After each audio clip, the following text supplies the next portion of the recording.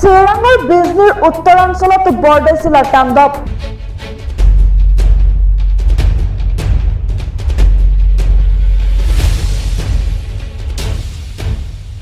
ধুমুহাত গয়াৰ ব্যাপক ক্ষতিসাধন।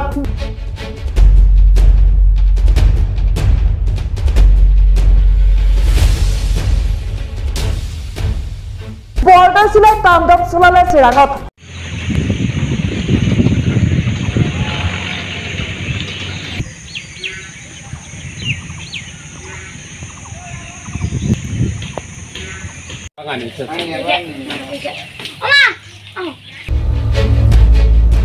সোমবাৰে নিশাৰ ধুমুহাত বিস্তৰ ক্ষতিসাধন চিৰাঙৰ বিজনীৰ বিভিন্ন অঞ্চলৰ লগতে ২ নং দৈলংঝাৰ গাঁৱত।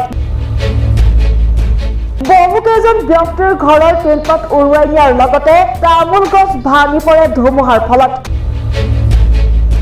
প্ৰকাণ্ড গছ উভালি পৰি বৰপথাৰ বজাৰৰ পৰা বিষ্ণুপুৰ বজাৰলৈ যোৱা যাতায়াত বন্ধ হৈ পৰে।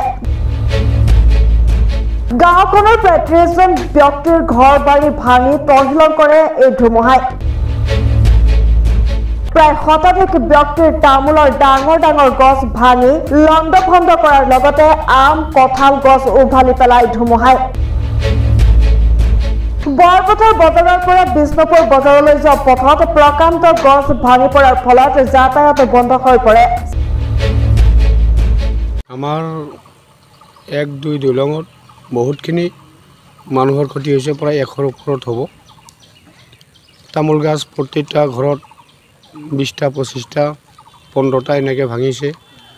লগতে কিছুমান ঘৰত দুখীয়া মানুহ ইহঁতে থাকিবলৈ জেগা নাই, 2টা চাপৰা আছিল, সেইবিলাক সব ভাঙি লণ্ডভণ্ড কৰি দিছে। গোবার গিয়ে জমছে ৫০-৬০টার মতন। আর ওই যে ঘর একবারে শেষ করে দিছে, একবারে ছিন্ন বিচ্ছিন্ন।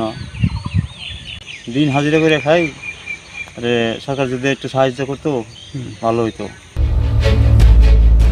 চিৰাঙৰ পৰা আব্দুল মালেক আহমেদ, দৈনিক অগ্ৰদূত ডিজিটেল।